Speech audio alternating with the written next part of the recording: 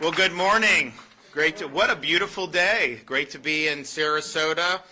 Great to see everybody. I know we have Representatives Nix and Robinson from this area, so I want to welcome them.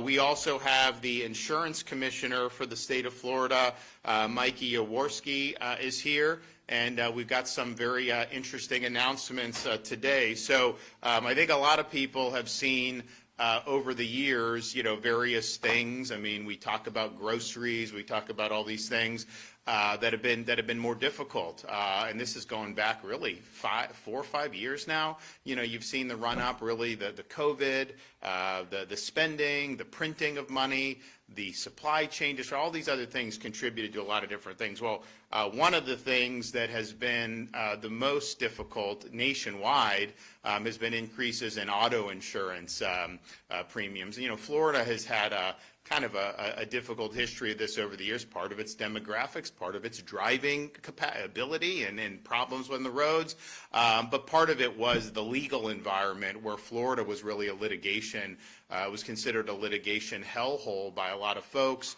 and that contributed to consumers having to bear more costs with respect to auto insurance. And so one of the things that we did recently was do major litigation reform in this state. The end of 2022, the beginning of 2023. A lot of people have been talking about doing this for like 20 years, but it's not easy to do. You got to get the legislature to do it, and all you got to do, you drive around the state of Florida, you get on the highways, and what do you see? You see signs for lawyers, right? And the lawyers want to bring lawsuits, and obviously the legal profession over many decades has transformed from a profession to a business. And so they're trying to make money off this stuff, and they obviously want to be able to bring more lawsuits. But we knew that Florida had a problem. I mean, just with homeowners insurance, the state represented 8% of claims nationwide, but accounted for 78% of litigation costs. Well, guess what? I mean, that's going to be something that policyholders are going to end up paying. It's basic economics. So we did this. They've been trying to do it for many, many years. And, sometimes people think, well, you do sign a bill into law like the next day. Well, where's the result? We say it's going to take time to kind of go through the system. And so if you look at what's happened with auto insurance, so in 2024, it was the #1 nationwide consumer staple in terms of inflation. Average increase in America was like 20% in 2024. We don't have the full numbers yet, but I would say in almost every state, you're seeing auto insurance go up. What's happening in Florida?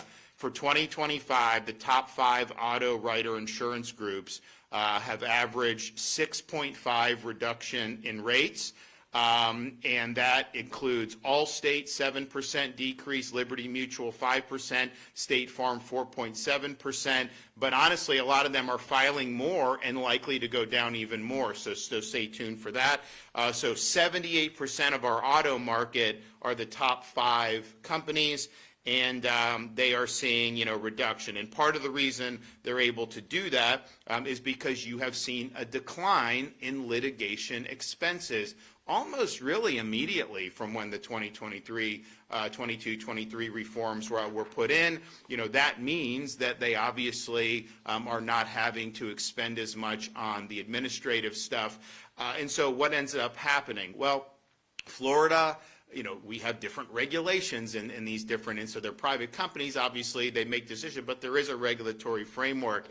And we do have consumer protections in this, especially for people with auto insurance policies. So as they submit different rates, and they're entitled to do that as long as it's within the framework, they do look back at years prior to see if companies actually owe any of the policyholders anything. And so Commissioner Yaworsky has been working with these companies because given all the money that's been saved with these reforms, now looking back even a couple years, consumers now have an ability or have even a right to be able to get some of these refunds. And so we're able to announce today that with thanks to Commissioner Yaworsky, He has secured almost $1 billion in credits for Progressive auto insurance policyholders.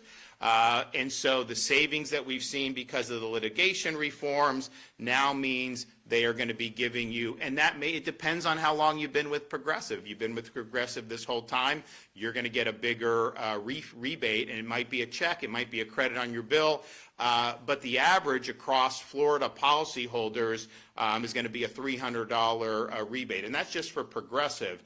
And so a commissioner is in negotiations with the other major auto insurers to do similar, and we think a lot of this is going to be very similar. We don't think that there's been a big difference amongst different carriers. So if you're in some of these others, State Farm, all these others, and don't forget the Progressive, this rebate of almost $1 billion, that's on top of, they just filed again, right, for more reduction. So they're 10, 15%, maybe even 20% down once this whole year goes on for their policyholders, and then you're going to end up getting almost $1 billion back with this. And so, and Progressive, they you know, these companies are highly regulated. They had to do an SEC filing, and it says, since Florida's insurance reform was enacted, we've seen lower loss costs on certain types of claims and favorable reserve deployment, and we have experienced strong in Florida personal auto business. And so people want to expand in Florida. It used to be you didn't want to be in Florida. Part of it's demographic, part of it's bad driving, but part of it was legal and litigation. And so you see that. So you're seeing a big decline in all of this with terms of, here's the thing. You would see litigation where the policyholder would, the dispute would be over like $50,000, and then the lawyer ends up getting like $350,000. Well, why would we want a system that encourages that? And so Florida has done a lot to do it. So I think we'll be, by the end of the year, you'll have the rest of the companies. Probably, yeah, 1st of January. By the 1st of January, you're going to have all these. But I don't think there's any reason to think these other companies are any different than Progressive. I think you're going to see, rebates. I think you're going to see maybe checks, however they decide to do it. And he wants to negotiate it. Now there is some regulatory. You can do like a club, but it's better to do carrot and let's just get this out the door for people rather than have to go through some type of protracted litigation. But I think a lot of the companies understand what's going on. So that's a big deal. That's going to be very helpful for folks. And I think that there's going to be more to come. And I think the trend is, because of what's happened with these litigation reforms, litigation expenses are down.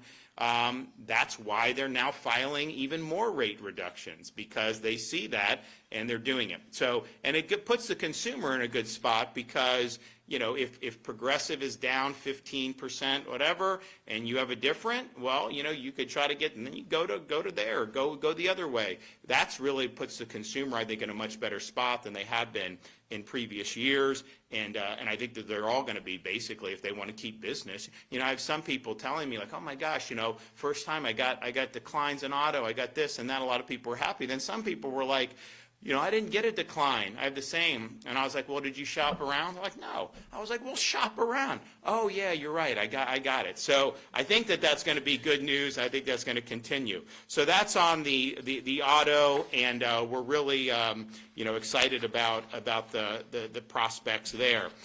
We also have homeowners insurance in terms of what we've been able to see with that. And like I said, auto insurance was the #1 inflationary.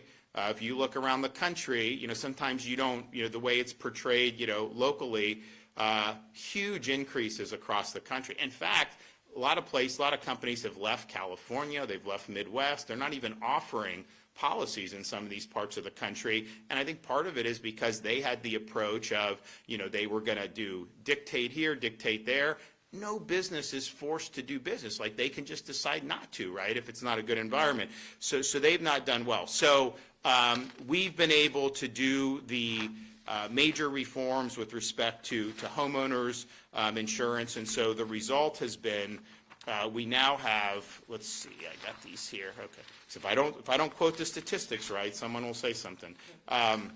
So as of the end of September, so again, it's a regulated market. Private companies, they could do, but there's certain regulations. So they file these requests and they have to justify it under the law. 150 residential policy companies have done 150 filings for either rate decreases or 0% increases. And so in 2024, we had 33 companies. Since January 24, 33 companies have filed for a rate decrease. 46 companies have requested no change or 0%. One of the largest insurers in the state, Peninsula, requested the largest decrease for the company in modern history, 8.4% for homeowners premiums, including even 12% for condo owners, which has been a very difficult issue. You know, we had to get the legislature to change to try to keep people in their condos because they were being driven out. So we were able to do that,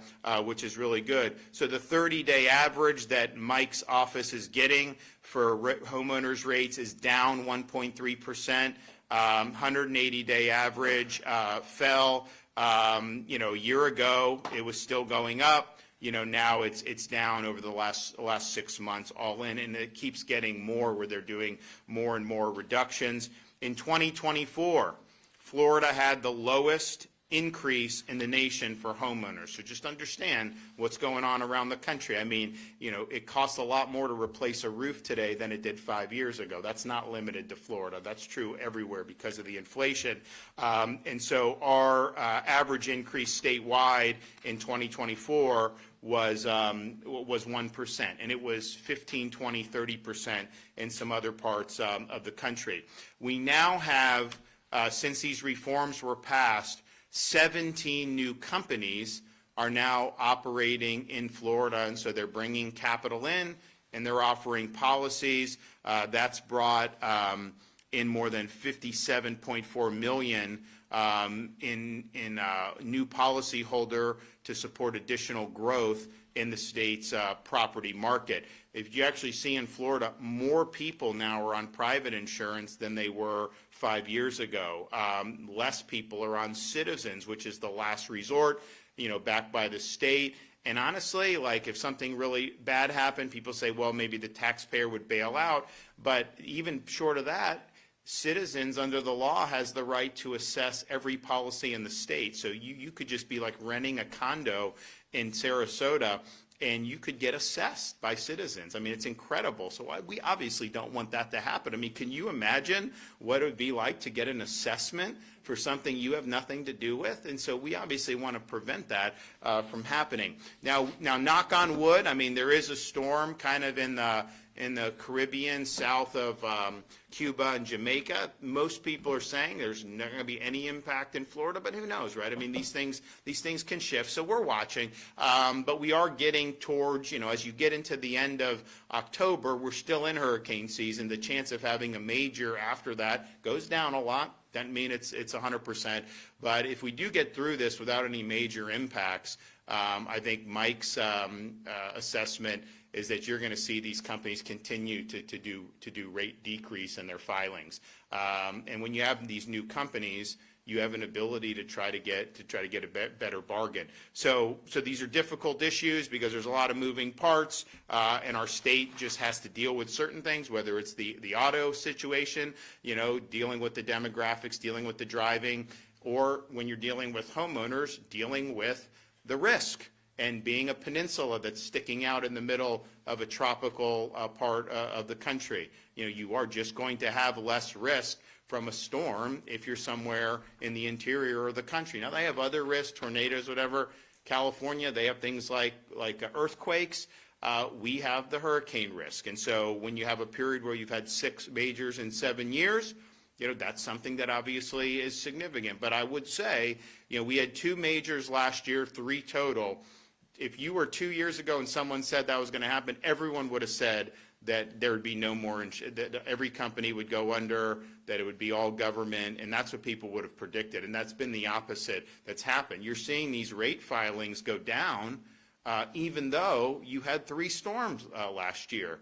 And so that's important progress. Now, On both of those were, and the only reason that that's happening is because of the litigation reforms. That was what was causing these costs. Now, the inflation contributed, the risk contributed, but those are things that are outside the control of government, although some people think we control the hurricanes too. I can tell you, if I had that on-off switch, that would be something that I would utilize and keep that dialed down. That would be an easy decision for me. But the litigation reforms has been really significant. And I think Mike will talk more about what he sees kind of in these markets, but the movement has been positive. Here's the thing though, we saw the 24 results where we were the lowest increase in the country. We saw more companies indicate they wanted to do business in Florida. We started to see some of the decreases, both commercially and residentially. We saw positive movement in auto. And, last legislative session, you had a movement by the leadership in the Florida House to reverse what was done. And I don't know why that would have been done. The own analysis that produced some of the bills said that it would lead to a spike in homeowners insurance premiums. Why would we want to be doing that? I understand there's lawyers who want that. I get that. But you didn't get elected to represent lawyers. You got elected to represent your constituents. And so that crashed and burned, the attempt to reverse those reforms. The Senate said they weren't going to do anything with it, even if it passed the House. And I obviously would not have let it go into law. But, these results that you're seeing, you're getting $1 billion back from an auto insurance company because of those reforms. That's the only reason that is happening. You're going to get more money back for people that are in other policies other than Progressive. That is only because of those litigation reforms. So that was very misguided to try to do that.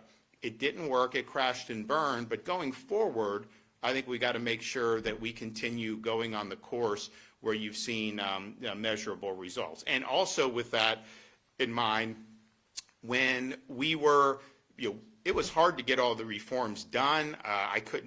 There was a lot in the legislature initially, a couple years back before this, that just wouldn't do it. But we tried to do whatever we could to be helpful. So one of the things we did was we did the My Safe Florida Home program. So My Safe Florida Home allows you to apply to do home hardening improvements, and you can get a matching grant. And the reason why we were doing that is because when you do that, one, it's better for you and your property and hopefully less damage if you have a storm, but it also leads to a measurable reduction in insurance premiums. I think it was the average person who went through the My Safe Florida Home improvements qualified for an average of $900 in savings in a given year, which is good. Some had more, some had less, but that was the average.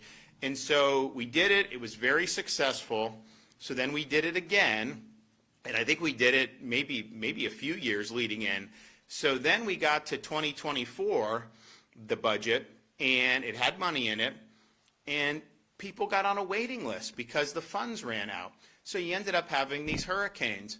And so my view is like, listen, you can add or not as much as you want if you're the legislature, but if you've told people to sign up for this, they're on a waiting list, they want to make improvements to their homes, shouldn't you fund at least the waiting list? Like if you don't want to keep doing it, at least do that. So in January, I called a special session of the legislature. We did for immigration, illegal immigration enforcement. We wanted to do the condos. We wanted to help with hurricane victims from Helene and Milton, and then we wanted to do My Safe Florida Home. And they basically, just said, they didn't want to do the hurricane, they didn't want to do My Safe Florida Home, and they did not want to do condos. They eventually did condos. They were forced to do litigation. It was really the House leadership. They were forced to do illegal immigration. They wanted to actually make Florida a sanctuary state. I mean, can you imagine that? Literally preventing the governor from doing anything about illegal immigration. Like none of the stuff that's happened would have happened. And we've led the way not only in arrests and helping ICE, but in terms of removals. Just our deportation operations, you're talking about thousands and thousands of people that in other states they may have ended up just being released because DHS didn't have the capacity. So we've really helped there.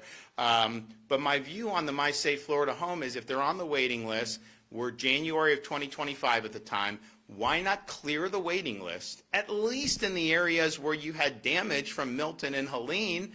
Those folks can then make the repairs, and then if we ended up having storms in 2025, then they would be protected from that. But that wasn't done. So then they did do in the regular budget, they did do some money, but they put some restrictions on it. So there are people on the waiting list who were approved for this, who now these funds, are not able to necessarily be reached because they put limitations. So my view is like, look, you made this promise. You told people to sign up. So let's at least clear the waiting list and let's fund this. Now, knock on wood, we'll see. Maybe this area, isn't going to have any impacts from this tropical season. I think that'd be great. I think you deserve a break from it after what you went through last year.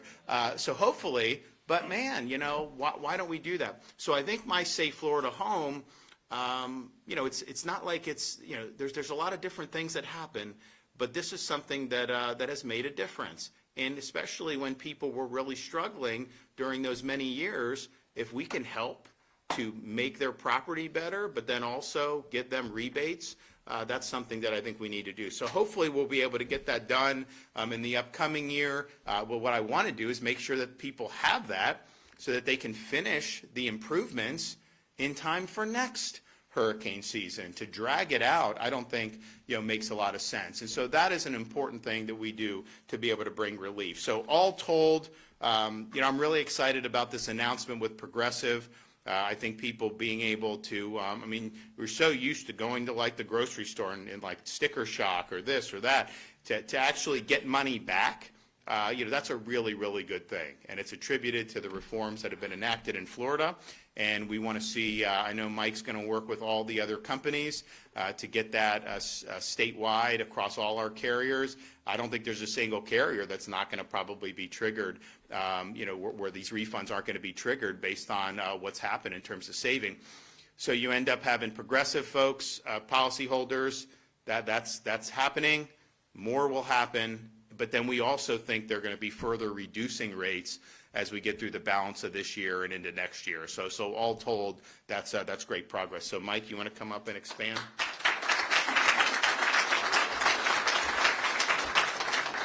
Thank you so much. Thank you, Governor, for your continued leadership in this space. And I would be remiss without also thanking Florida's Chief Financial Officer, Blaise Ngolia, as well as the Senate leadership, past President, former President Pasadomo, current President Albritton, and future President Jim Boyd have been steadfast defenders of the reforms that now Floridians are seeing the benefit of.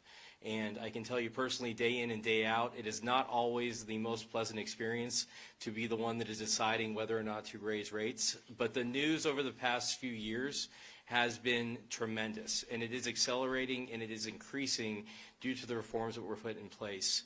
The $1 billion, I want to commend Progressive particularly for coming to the table first. To work with us, to negotiate this, to get dollars back to consumers faster, to avoid those statutory triggers and avoid a fight. Everybody here has just done the right thing. And we look forward, as we're talking to other companies now, to begin that same process. And all these discounts, as the governor mentioned in that space, that reduction, that credit back to consumers, is on top of an unprecedented period in Florida's history where we are seeing rates go down in the auto space at a pace we have not seen in decades. And that is directly attributable to the litigation reforms. What Florida did in this space, it did not eliminate the option for consumers to litigate against their insurer. It restored rationality to that space in the same manner that exists currently in 49 other states. It was tremendously difficult to get through the legislature.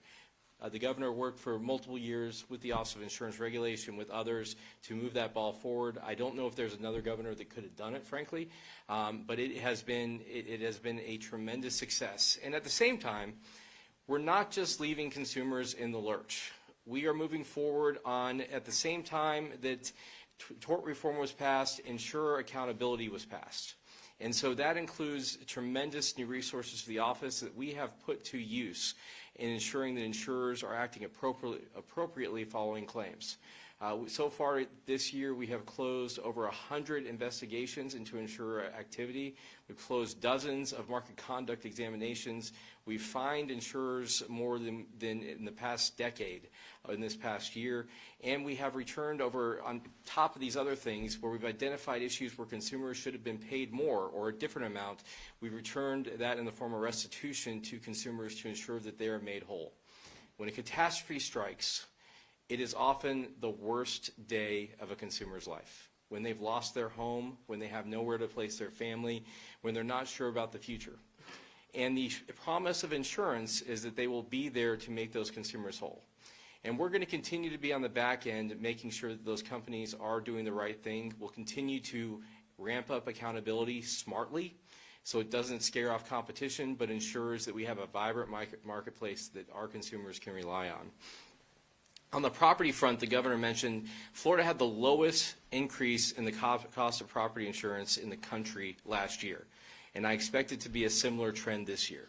And that, again, is directly attributable to tort reform. At the same time, imagine a situation 4 years ago where we had 3 major hurricane strikes on the state of Florida at the same time of having the lowest rate increase in the country, where other states such as Nebraska are increasing by 2-fold, 3-fold. It truly is an amazing testament to this hard journey of doing the right thing to fix this marketplace, not just for those of us that live here now, but for our kids, for other people that move here in the future, for everyone else. It is a long-term, never-ending story in some respects to keep these markets vibrant. But the tort reforms stand among those that have happened in the past, such as the creation of the CAT fund, such as Citizens, such as the public model, such as all these things that Florida has done ahead of other states to handle this problem. And so I'm hopeful that as we move into this next legislative session that we can talk about, I think the governor has expressed in the past he's more than happy to talk with the legislature about things that move the ball forward in insurance for consumers. He mentioned My Safe Florida Home already, and some other things. I'm hopeful that we can move the ball forward on things that will meaningfully add value to the consumers in the state and move past this trial bar issue that exists among bad acting attorneys in the space. That $1 billion, much of it that is now going to the pockets of consumers, would have been going to those attorneys' wallets. And that is the bottom line. And so we'll continue to see that success. We'll continue to see the good news emerge. I'm very optimistic about reinsurance, which is somewhat a complicated space, but it's essentially insurance for insurance companies. Florida is heavily reliant on reinsurers for our catastrophe risk. I expect that market to show continued signs of improvement following this year, which will lower the cost in a rapid way for all consumers of property insurance in the state. And so I want to just thank everyone again. Thank you, Governor. Thank you to the House, to the Senate, who have stood by and kept these reforms in place. And I hope we can continue that trend and do great things for Floridians. Great.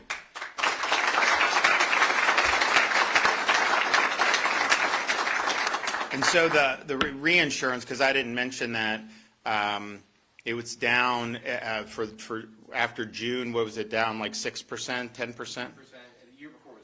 Okay.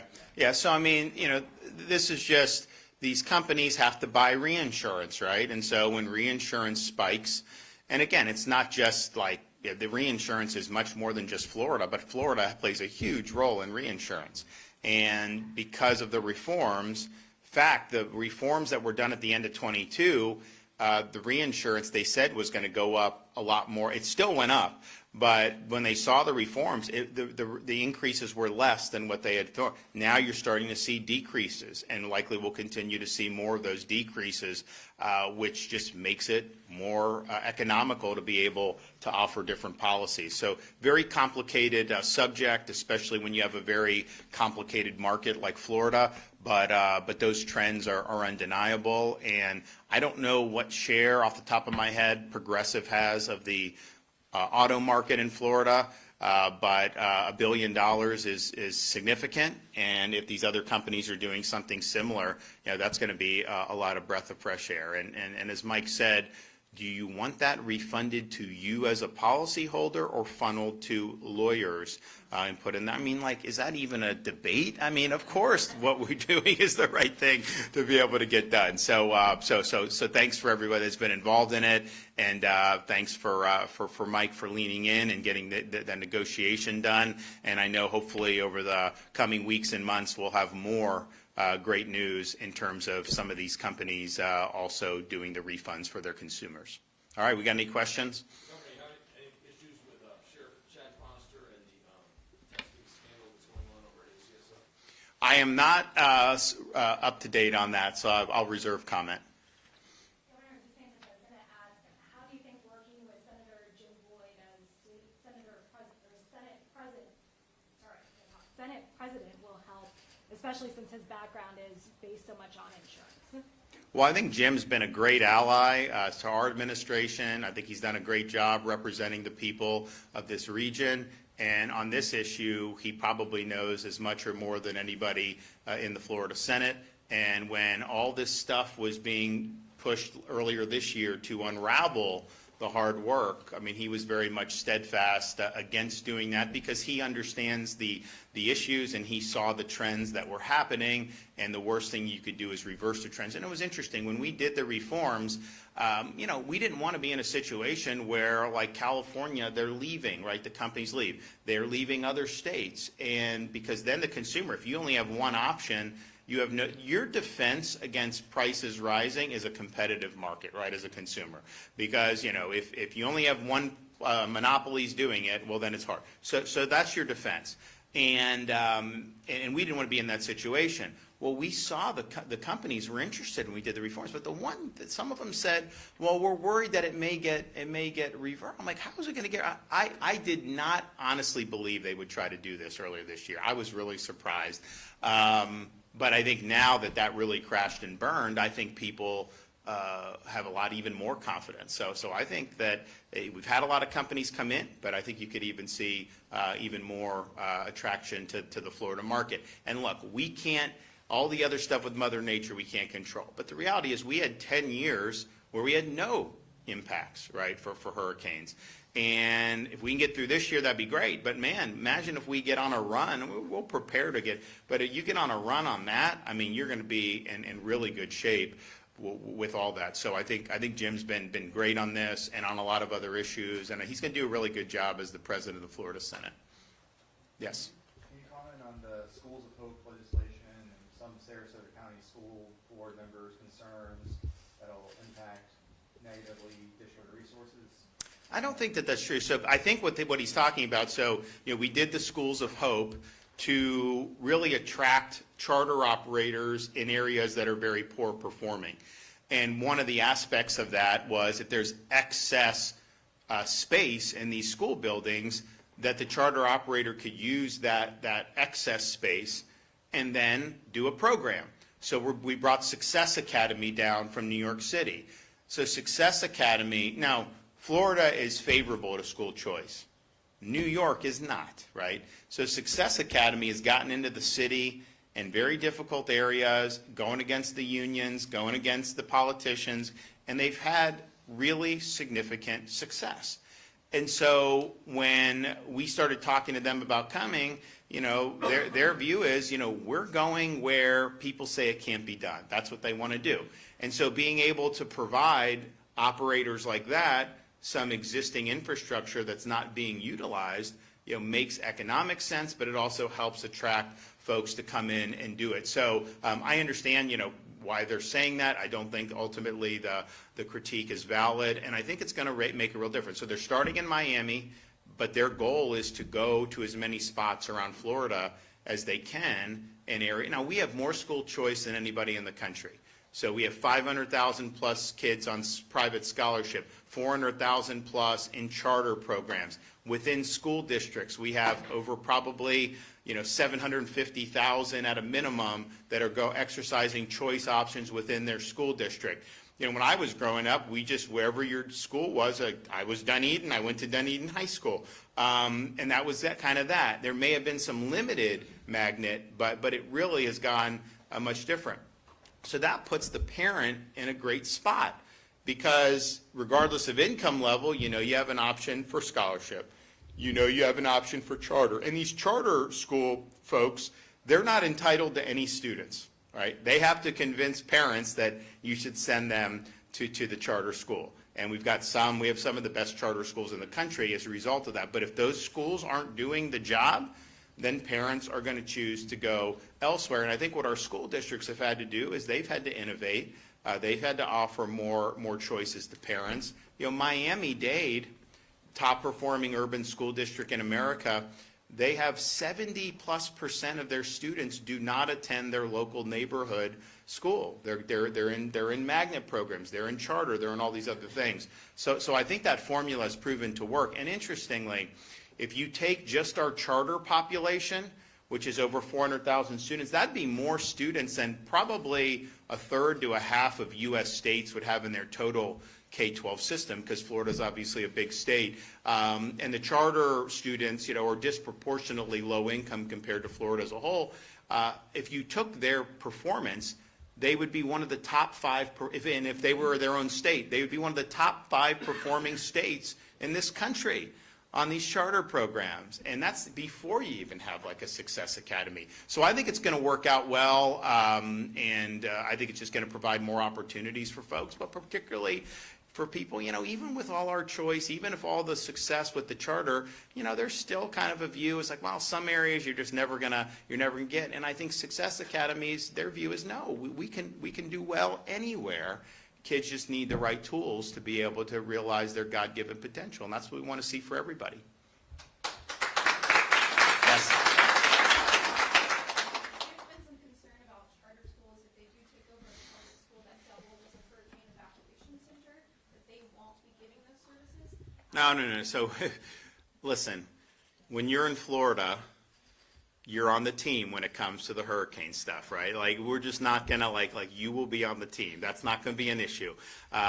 We will make the, between Kevin Guthrie and Stasi Kamutsis and everybody, that is not gonna be an issue. Now, hopefully we don't need to go down that road. It's been nice thus far to be, you know, we're in the last third of October, and we've had nothing even close. You got to knock on wood, because we may have to prepare. Something may happen, you know, in the balance of the season. But no, we've created a very good culture here in Florida that when these things hit, you know, I mean, like, listen, this area, you know, got hit, you know, Helene, which was kind of crazy. It was so far off the coast and did so much damage with the surge, and particularly as you go further north from here, and then to have Milton right on the back. Most parts of this country would have never been able to bounce back as good. I know there's still stuff to do, don't get me wrong, but this is, I mean, honestly, like, I've gone, like, I went to a charity event in Longboat Key a couple months ago. Like, I knew everything that had happened, but like, I'm seeing, like, you know, new construction, I'm seeing nice beach. I mean, it's just a different mindset. And so we kind of understand these are things that we got to contend with. We do a lot to prepare, overwhelming response, and then try to get people back on their feet as soon as possible. You know, there are parts of this country that they get hit and they never come back. Heck, even in Florida that used to be, you know, when Andrew hit Homestead, it was a devastating storm, no doubt, but compare how Panama City has responded to Michael in I came in 2019, we were doing a lot of the stuff in 2018 to Andrew. I remember I was in college playing baseball, we're down playing, they had a stadium there, because they wanted to have, they may have even had spring training at one point, or they wanted to attract it. And this is 10 years, almost 10 years later, and it was just like, it was dead. Now, they've done a lot of good things since then, and I think particularly recently, I've been impressed with what they've done. But that was a long road. You didn't have the infrastructure in place. You didn't have the same response. You know, you talk to people who were in that area after Andrew, it was like, I mean, almost like a war zone in terms of like no power, you know, not a lot of law and order. I mean, it really was crazy. Now it's just much different in terms of how you do that. And so I think people that's not just like me saying we're just going to get this done. Like, yeah, I obviously got a lead. There's certain things I have to do, and we've done a lot with the power to have everything staged and get that on. Search and rescue. We do different things with the bridge. We rebuild the bridges quickly and all this stuff. Like, we're happy to do all that, but you've got people at all levels. You got people in local law enforcement, you got people in local EM, you got charities that get involved in this, the school system, all of this across the board. We really do a good job of coming together as a state, and that's just the culture that has been created here over the years. And so, yeah, it's not going to be an issue. We will make sure that we got what we need in that regard. All right, guys, thanks so much. Great to see y'all.